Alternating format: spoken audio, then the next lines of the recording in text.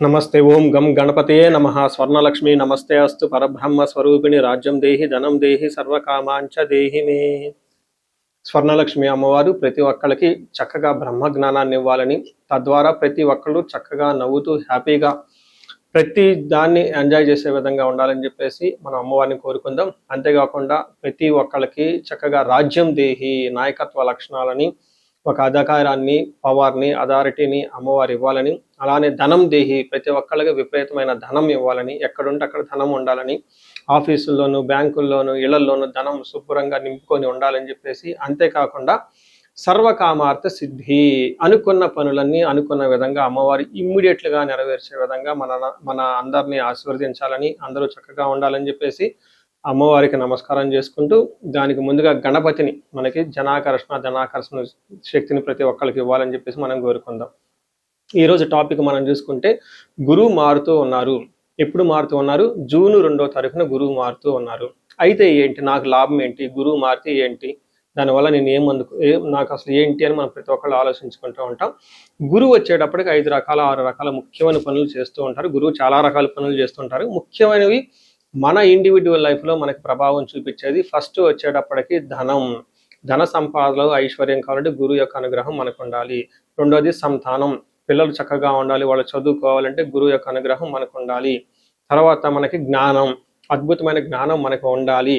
Okay, మనం చేసేది మంచినా చెడునా దాని గురించి లోతైన అవగాహన ఉండాలి. మనం చదువుకున్న జ్ఞానం మనకు ఉపయోగపడాలంటే గురువు యొక్క కృప మనకు ఉండాలి.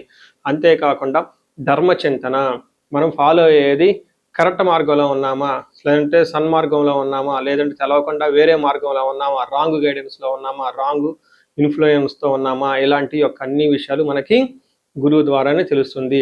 ధర్మచింతన అంటారు. అంతేకాకుండా దైవభక్తి, టీచింగ్, ఇలా రకరకాల విషయాల్లో బంగారం, జ్యువెలరీ మనకి ఎలా ఉంటుంది ఏంటి, ఇలా ముఖ్యమైన యొక్క అంశాలు ప్రతి ఒక్కళ్ళ జీవితంలో గురువు మారటం ద్వారా మనకు ప్రభావితం చేయబోతుంటుంది.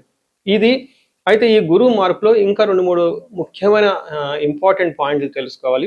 ఫస్ట్, గురువు మిథున రాశిలో నుంచి కర్కాటక రాశిలోకి మారుతూ ఉన్నారు. ప్రతి సంవత్సరం గురువు ఒక్క రాశిలో తిరుగుతూ ఉంటారు, సంచారం చేస్తూ ఉంటారు. మిథున రాశి సక్సెస్ఫుల్గా 1 year అంతా కంప్లీట్ చేసుకొని ఇప్పుడు వాళ్ళు కర్కాటక రాశిలోకి వెళ్తున్నారు. అయితే కర్కాటక రాశిలోకి 12 సంవత్సరాల తర్వాత వచ్చి ఉన్నారు కాబట్టి ఈ యొక్క కర్కాటక రాశిలో గురు సంచారం చాలా ముఖ్యమైనది. ఎందుకంటే కర్కాటక రాశిలో గురువు ఉచ్చ స్థానంలో ఉన్నారు. మంచి చక్కగా ఈ సంవత్సరం అంతా పిల్లలు ఎవరు పుట్టినా కానీ వాళ్ళకి గురువు జాతకంలో వచ్చే స్థానంలో ఉండి మంచి యోగ్యతను ఇస్తూ ఉంటారని మనం చెప్పుకోవచ్చు. సో ఈ యొక్క ఉచ్చ స్థానంలో ఉన్న గురువు సంపూర్ణమైన ఫలితాన్ని, చక్కటి ఫలితాన్ని ప్రతి ఒక్కరికి ఇస్తూ ఉంటారు. అయితే వాళ్ళ యొక్క ప్రభావం 12 మనుషుల మీద ఉంటుంది. ఈ మనుషులందరూ 12 రకాల రాశులుగా విభజించడం జరిగింది. కొన్ని రాశులకి, చాలా వరకు రాశులకి అనుకూలంగాను, కొన్ని రాశులకు ప్రతికూలంగాను, కొన్ని రాశులకి సామాన్యంగాను ఉండే అవకాశం ఉంటుంది. ఇప్పుడు మనం గురువు ప్రతి ఒక్కళ్ళ రాశులకి మేష నుంచి మీన వరకు ఎలాంటి ఫలితాన్ని ఇస్తూ ఉంటారు, ఆ ఫలితాలను మనం ఎలా ఎంజాయ్ చేయొచ్చు, ఇన్ కేసు ఫలితాలు కనుక సరిగ్గా వాళ్ళకి అనుభవంలోకి రాకపోతే ఏం చేయాలి, అలానే కొన్ని రాశులకి ఖచ్చితంగా ప్రతికూలమైన పరిస్థితులు ఉన్నాయి, ఎలాంటి ప్రతికూలమైన పరిస్థితులు ఉన్నాయి, వాటిని తప్పించుకోవడానికి మనం ఎలాంటి పరిహారాలు చేసుకోవాలి అనేది కూడాను 12 రాశుల వైజ్గా ఆ రాశికి ఎలాంటి ప్రభావం ఉంటుంది, దానికి మనం ఎలాంటి పరిహారాలు చేస్తే చక్కగా ఉంటామో కూడా మనం ఈ వీడియోలో మనం చక్కగా తెలుసుకుందాం. కన్య రాశి ఈ గురువు యొక్క సంచారం వల్ల బాగా లాభపడబోయే రాశుల్లో ఒక రాశి కన్య రాశిని మనం చెప్పుకోవాలి. జనరల్గా కన్య రాశి వాళ్ళకి బాగుంది. 2026లో నేను రాశి ఫలాల్లో కూడా చెప్పాను, ఉగాది రాశి ఫలాల్లో ఏ విధంగా గురువు వీళ్ళకి చక్కగా మంచి శుభం చేయబోతున్నాడో చూద్దాం. ఫస్ట్ మన మహర్షులు సంస్కృతంలో గ్రంథంలో ఏ విధంగా వివరించారో చూద్దాం. యశో వృద్ధి, బలం, తేజం, సర్వత్ర విజయం, సుఖం, శత్రునాశాంతః, మంత్ర సిద్ధి, ఏకాదశి గతో గురువు గనక 11వ స్థానంలో ఉంటే అత్యంత అద్భుతమైన ఫలితాలు ఉంటాయి. ఏంటది? యశో వృద్ధి, మీకు కీర్తి ప్రతిష్టలు చాలా బాగుంటాయి. రెండవది బలం, శారీరకంగా చాలా బలంగా ఉంటారు. తేజస్సు, మీ ముఖం చాలా కాంతివంతంగా కలకలలాడుతూ ఉంటుంది.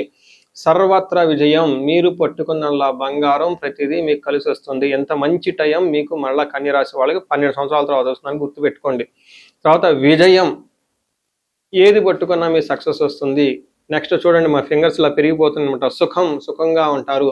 చూడండి, శత్రునాశ, మీకు శత్రువులు అనేవాళ్ళు ఉండరు. శత్రువులు మిమ్మల్ని చూసిన వెంటనే అలా వెళ్ళిపోతూ ఉంటారు ఇంకంతే. అంతేకాకుండా మంత్రసిద్ధి నాకు బాగా నచ్చింది. మంత్రసిద్ధి, ఇప్పటి వరకు మీరు ఎవరైనా గనక మంత్రానుష్ఠానం చేసి ఉంటే, దేవతల అనుగ్రహం మీకు కలగలేదు అనుకుంటే ఇది బెస్ట్ టైం. మీరు విష్ణు సహస్రనామం తీసుకోండి, లలిత సహస్రనామం తీసుకోండి. శ్రీ విద్యలో చాలా మంది చేస్తూ ఉన్నారండి. ఈ మధ్య పాపులర్ కూడా అయిపోయింది శ్రీ విద్య గురించి. ప్రతి ఒక్కరు చాలా మంది మేము ఈ దశలో ఉన్నాం, ఈ దశలో ఉన్నాం, పంచాదశి షోడశి రకరకాల మంత్రాలన్నీ మేము తీసుకున్నామని చేస్తున్నారు. ఇలాంటి వాళ్ళకి మంత్రసిద్ధి వస్తుంది. లక్ష్మీనరసింహ స్వామి ఎనీ మంత్రం మీరు తీసుకోండి, ప్రాక్టీస్ చేయండి. గాయత్రి మంత్రం, ఇలా మంత్రసిద్ధి మీకు ఏదైనా కనుక చేస్తే మంత్రసిద్ధి వస్తుంది. చూసారు కదా, ఒక్క గురువు వల్ల మీకు 8 రకాల లాభాలు అయితే రాబోతున్నాయి. ఇది బెస్ట్ టైం అని మీరు గమనించుకోవాలి. దీనితో పాటు మ్యారేజ్లకు అనుకూలంగా ఉంటుంది. అన్నాదమ్ముల మధ్య సమస్యలు ఉంటే సమస్యలన్నీ పోతాయి. పిల్లలు పుట్టే అవకాశం ఎక్కువగా ఉంటుంది. సో చూసారు కదండి, ఈ రాశి వాళ్ళకి గురువు ఎంత చక్కటి బెనిఫిట్లు అయితే మీకు ఉన్నాయని, ఈ టయాన్ని మీరు సద్వినియోగం చేసుకుంటే మీకు ఇంకా చాలా బాగుంటుంది. ముఖ్యంగా హైయర్ ఎడ్యుకేషన్లో ఉన్న వాళ్ళకి, ప్రమోషన్స్లో ఉన్న వాళ్ళకి, మేనేజ్మెంట్ పొజిషన్లో ఉన్న వాళ్ళకి, రాజకీయ నాయకులకి, తర్వాత ప్రజల మీద వాళ్ళ హితం కోరి వాళ్ళకి మంచి చేయాలి అని మీకు ఎవరికైనా ఒక సత్సంకల్పం ఉన్న వాళ్ళకి చాలా చక్కగా ఇది కలిసి వచ్చే టైం. అంతేకాకుండా ఎవరైనా ఆశ్రమాలు పెట్టుకోవాలి, హోమాలు చేయించుకోవాలి, యజ్ఞాలు చేయించుకోవాలి, వీళ్ళందరికీ చాలా కలిసి వస్తుంది. పిహెచ్డి చేయాలి, పీజీ చేయాలి, ఇలాంటి వాళ్ళకి చాలా బాగా కలిసి వస్తుంది. ఇంకా ఈ రాశిలో ఉన్న వాళ్ళకి డాక్టర్ అయ్యే అవకాశం చాలా ఎక్కువ మంది ఎవరైనా ట్రై చేస్తూ ఉంటే గురు బలం వల్ల చక్కగా డాక్టర్ అయ్యే అవకాశం కూడా చాలా ఎక్కువగా ఉంటుంది. సో చూశారు కదండి, 12 సంవత్సరాలకు మరలా వచ్చే అవకాశం మీకు ఇప్పుడు వచ్చింది. చక్కగా దీన్ని ప్రతి ఒక్కళ్ళు సద్వినియోగం చేసుకోవాలని కోరుకుంటున్నాను. ఇన్ కేసు మీరు ఇండివిజువల్ లైఫ్లో ఏదైనా ప్రాబ్లం అని మీకు అనిపిస్తే ఒకసారి ఖచ్చితంగా మీరు జాతకం చూపించుకోవటం అవసరం. జాతకాన్ని 2 సార్లు చూపించుకోవాలి. ఒకటి మనం అత్యంత అద్భుతంగా ఉన్నప్పుడు కూడా జాతకం చూపించుకోవాలి. అత్యంత కొంచెం ఇబ్బందుల్లో ఉన్నప్పుడు కూడా జాతకం చూపించుకోవడం చాలా అవసరం. మీకు అష్టైశ్వర్యాలు కలగాలని చెప్పేసి నేను కోరుకుంటున్నాను. నమస్తే. సో చూశారు కదా, గురువు ఈ రాశి వాళ్ళకి ఎలాంటి అనుకూల ప్రతికూలాలు ఫలితాలు తీసుకుని వస్తున్నారు, అనుభవంలోకి రాబోతున్నాయో ఈ జూన్ నుంచి 2027 జూన్ వరకు, 2026 జూన్ నుంచి 2027 జూన్ వరకు ఎలాంటి ఫలితాలు ఉన్నారో మనం తెలుసుకుందాం. అయితే గురువు యొక్క అనుకూల ప్రభావం మన మీద ఉండటానికి మనం కొన్ని రకాల పరిహారాలను ఖచ్చితంగా చేసుకోవాల్సి ఉంటుంది. ఒకటి, గురువుకి సంపూర్ణ శాంతి పూజలు చేసుకోవాలి. సంపూర్ణ శాంతి పూజలు అంటే ఏంటి, చాలా మందికి అవగాహన ఉండదు.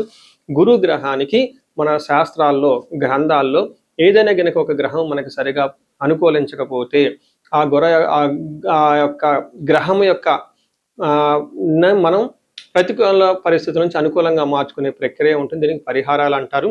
మనకి శాస్త్రాలు ఏ విధంగా చెప్పారంటే, గురువుకి జప సంఖ్య 16,000 సార్లు చేయాల్సి ఉంటుంది. అది దేవత, ప్రత్యతి దేవత ఇంకొక 3,000 2,000 సార్లు చేయాల్సి ఉంటుంది. గురుగ్రహానికి ఇటు అటుగా ఒక 20,000 సార్లు జపం చేయాల్సి ఉంటుంది. అలానే గురుగ్రహానికి తర్పణం చేయాల్సి ఉంటుంది, గురుగ్రహానికి దానం చేయవలసి ఉంటుంది, గురుగ్రహానికి హోమం చేయవలసి ఉంటుంది. ఇలా ఈ 4 రకాల ప్రక్రియలను ఎవరైతే చేస్తారో గురుగ్రహ సంపూర్ణ శాంతి పూజలు అంటారు. అయితే ఇండివిజువల్గా వాళ్ళు చేసుకోవటం కష్టం కాబట్టి సద్బ్రాహ్మణుల్ని, దేవాలయాలు ఉన్న పండితుల్ని, లేకుంటే గురువు యొక్క మంత్రాన్ని తీసుకొని వాళ్ళు కొన్ని లక్షల సార్లు, వేల సార్లు ఉపాసన చేసి చక్కగా సాధన చేసిన వాళ్ళ దగ్గరికి వెళితే ఆ మంత్రం వాళ్ళ ద్వారా సిద్ధించి గురువు యొక్క అనుకూలం మీకు అనుకూలంగా ఉంటుంది. ఇది కాకుండా గురువుకి సంబంధించిన దేవాలయాలు అంటే మేధా దక్షిణామూర్తి కానివ్వండి, లేదంటే హయగ్రీవ సంబంధించిన దేవాలయాలు చక్కగా విజిట్ చేయటం చాలా మంచిది. ఇంకా ముఖ్యంగా గురు గ్రహం యొక్క శాంతికి మీరు ఆశ్రమాలు చక్కగా విజిట్ చేయొచ్చు. భగవద్గీత, పురాణాలు, వేదాలు, వేదాంతాలు, ఇలా యాన్షియంట్ స్క్రిప్చర్స్, పురాతనమైన గ్రంథాలను తెలుసుకొని అర్థం చేసుకుంటే చాలా బాగుంటుంది. గురుగ్రహ శాంతి గురించి ఇంకొకటి ముఖ్యమైనదంటే, మీకు చదువు చెప్పిన గురువుల్ని వాళ్ళ దగ్గర ఆశీర్వాదం తీసుకోవడం చాలా ఇంపార్టెంట్. సాధువుల్ని, తర్వాత మీ ఇంటికి ఎప్పటి నుంచో అనాదిగా ఉన్న పురోహితులు, బ్రాహ్మణులు, వాళ్ళు మీకు మంచి చెడు చెబుతుంటారు. అలాంటి వాళ్ళని మీరు సత్కరించడం, గౌరవించటం, వాళ్ళకి దక్షిణలు ఇవ్వటం, ఇవన్నీ చేస్తే గురువు గ్రహం యొక్క అనుకూలం మీకు అనుకూలంగా ఉంటుంది. అంతేకాకుండా గురువు యొక్క అనుకూలమైన పరిస్థితులకి మీరు గురువులకు సంబంధించిన దత్త చరిత్ర చదువుకోవటం ఇంకా చాలా బాగుంటుంది. ఇంకా మీరు ఆశ్రమాలలో కనుక కొన్ని రోజులు కనుక టైం స్పెండ్ చేయగలిగితే అక్కడ యోగా చేయటం, మెడిటేషన్ చేయటం ఇవన్నీ చేస్తూ ఉంటే గురు గ్రహం యొక్క బలం పెరిగి ఇప్పటిదాకా మనం చెప్పుకున్న పరిస్థితుల్ని చక్కగా ఇంకా మంచి అద్భుతమైన రిజల్ట్ వచ్చే అవకాశం ఉంటుంది. ఇన్ కేసు ప్రతికూలమైన పరిస్థితులు ఉన్నా కానీ ఆ ప్రతికూలమైన పరిస్థితులను అధిగమించి చక్కగా లైఫ్ అంతా ముందుకెళ్ళడానికి ఎంతో అవకాశం ఉంటుంది. ఈ సంవత్సరం ఈ గురువు యొక్క కర్కాటక రాశిలో ఉన్నంత వరకు 12 రాశుల వారికి చక్కగా అష్టైశ్వర్యాలు కలగాలని, భోగభాగ్యాలు కలగాలని చెప్పేసి చక్కగా ఉండాలని చెప్పేసి నేను కోరుకుంటున్నాను. నమస్తే.